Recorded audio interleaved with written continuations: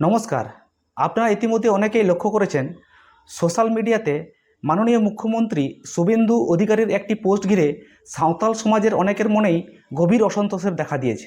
কি সেই পোস্ট? মুখ্যমন্ত্রী মহাশয় একটি পোস্টের মাধ্যমে বীর শহীদ চানকু মাহাতোকে সাঁওতাল বিদ্রোহের নেতা হিসাবে উল্লেখ করে তার প্রতি শ্রদ্ধার্ঘ্য নিবেদন করেছেন এবং এই পোস্টকে ঘিরেই সাঁওতাল সমাজের অনেকেই তীব্র অসন্তোষ প্রকাশ করছেন এবং এই পোস্টের বিরোধিতা করছেন।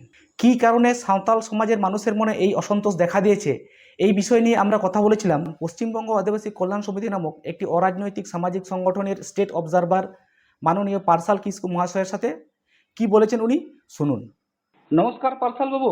আপনারা দেখা যাচ্ছে যে সোশ্যাল মিডিয়ায় মুখ্যমন্ত্রী শুভেন্দু অধিকারী মহাশয় ফেসবুক পোস্ট করেছেন যে চানকু মাহাতোকে সাঁওতাল বিদ্রোহের নেতা হিসাবে এবং ওনাকে বীর শহীদ হিসাবে আখ্যায়িত করেছেন। এই নিয়ে সোশ্যাল মিডিয়ায় সাঁওতাল সমাজের বিভিন্ন মানুষজনের পক্ষ থেকে বা আপনাদের তরফ থেকে একটা বিরোধ প্রকাশ করা হচ্ছে। এই বিরোধের মূল কারণটা কি, একটু বিস্তারিত যদি বলেন।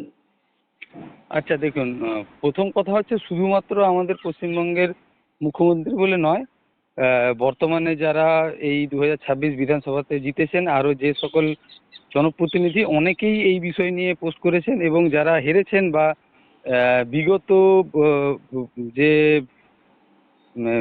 মানে বিধানসভা ছিল সেখানেও যারা পদাধিকারী ছিলেন এই সমস্ত বিধায়কদেরকেও কিন্তু লক্ষ্য করা গেছে যে ওনারাও এই বিষয়টা এই চানকু মাহাতোকে উদ্দেশ্য করে কিছু কমেন্ট কিন্তু লিখেছেন এবং যথারীতি সাঁওতাল হুলের নেতা হিসাবে রিপ্রেজেন্ট করার চেষ্টা করেছেন, যেটা হচ্ছে চানকু মাহাতো বলে এমন কোনো ব্যক্তির কোনো অস্তিত্ব ছিল না।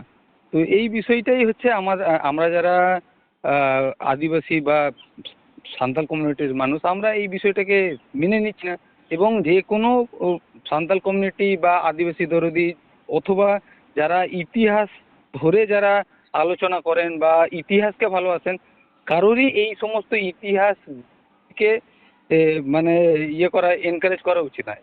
এটার অবশ্যই নিন্দা বার্তা জানানো উচিত আমাদের পশ্চিমবঙ্গ আদিবাসী কল্যাণ সমিতির পক্ষ থেকেও এবং মানে একজন সাধারণ সাঁওতাল হিসাবে এই যে ঘটনাক্রম চলছে এর তীব্র নিন্দা আমরা জানাচ্ছি। আচ্ছা, আপনাদের বক্তব্য যে চানকু মাহাতোকে সরাসরি সাঁওতাল হুলের সাথে যোগ করা হচ্ছে বা সাঁওতাল বিদ্রোহের নেতা হিসেবে তুলে ধরা হচ্ছে, এইটাই আপনাদের মূল বিরোধিতার কারণ, নাকি আপনারা চানকু মাহাতোর অস্তিত্বকেই অস্বীকার করছেন? মানে কাল্পনিক হিরো বা কাল্পনিক নেতা মানেই তাই যে চানকু মাহাতো নামের কেউ ছিল না এখানে, যেহেতু সরাসরি সাঁওতাল বিদ্রোহের সঙ্গে মানে অন্য পক্ষের যারা আছেন, সেটা আমাদের বর্তমান শাসক পক্ষ হোক বা বিদায়ী পক্ষ হন বা আরো অন্যান্য কোনো পক্ষ হন, যেহেতু মানে সাঁওতাল হুলের সাথে রিলেট করে বলছেন, কাজেই ওই একই ব্যক্তিকে উল্লেখ করা হচ্ছে। কাজেই আমাদের পক্ষ থেকে স্পষ্ট এই চানকু মাহাতোর কোনো রকম মানে অস্তিত্ব নেই বা অস্তিত্ব ছিল না এবং মানে তৎকালীন যখন ইংরেজরা ছিলেন যত ধরনের পুরাতন গ্রন্থ বা নথি আছে কোথাও কিন্তু এই চানকু মাহাতোর উল্লেখ নেই। হঠাৎ করে এই 2005-06 বা বস্তুত বলা চলে বিগত 5-6 বছর আগে থেকে এই বিষয়টাকে আরো বেশি করে জোর দেওয়া হচ্ছে। আমরা আশঙ্কা করছি যে এই ক্ষত্রিয় কর্মীদেরকে এসটি তালিকায় অন্তর্ভুক্তকরণের এটা একটা রণকৌশল। আচ্ছা, আপনাদের প্রধান এবং অন্যতম বক্তব্য হচ্ছে কুর্মী মাহাতোদের এসটি তালিকায় অন্তর্ভুক্ত করার জন্যই এই ধরনের একটা কি বলবো বক্তব্য সামনে আনা হচ্ছে, তাই তো? একেবারেই তাই। অসংখ্য ধন্যবাদ আপনার সাথে কথা বলার জন্য।